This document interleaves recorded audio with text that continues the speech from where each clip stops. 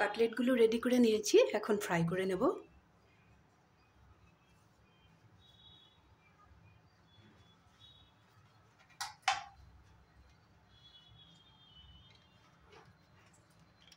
একটা কড়াই বসিয়ে দিলাম, আমি সরষের তেল দিয়ে ফ্রাই করে নেব। সরষের তেল দিয়ে দিলাম, একটু বেশি করে দিলাম।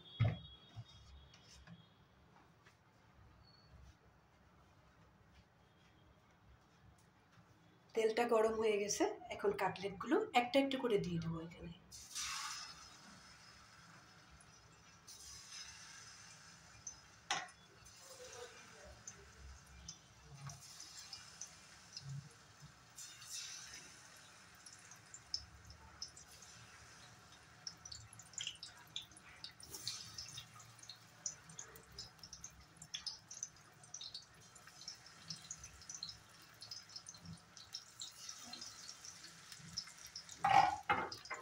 দুই মিনিট ভালো করে ফ্রাই করে নেব।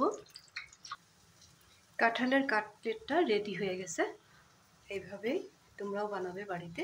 আবারও বলে দেব, কাঁঠালটা একেবারে কচি হতে হবে। কাঁঠালের মধ্যে যদি ছোট ছোট বিচি হয়ে যায় না, তাহলে হবে না, কিন্তু বাইন্ডিংই হবে না, সব খুলে পড়বে।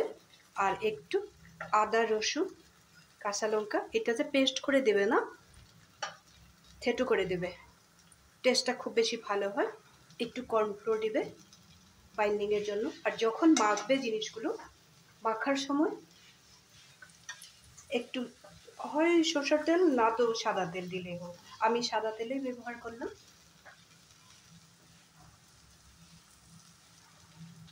সবগুলো আমার রেডি হয়ে গেল, স্যুপটা নামিয়ে নেব।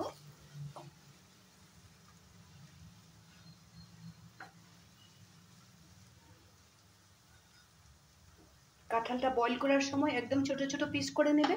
বয়েল করার সময় একটু সামান্য লবণ দিয়ে দিবে, তাহলে খুব তাড়াতাড়ি বয়েল হয়ে যাবে। এখন মাখতে খুব বেশি ভালো হয়। আর আলু দিতে ভুলবে না কিন্তু। আর ধনেপাতা তো আছে, পেঁয়াজ কুচি করে দিবে, পেঁয়াজটা বেশি করে দেবে। আর মশলার মধ্যে দিবে একটু গোলমরিচের পাউডার, সামান্য পরিমাণে জিরা পাউডার দিলেও দিবে, না দিলেও নাই।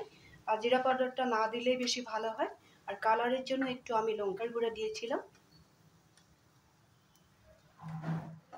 আর লবণটা হিসাব মতো, কারণ কাঁঠালটা বয়েল করার সময় আমরা একটু লবণ ব্যবহার করব, যার জন্য লবণটা একটু হিসেব মতো দেব।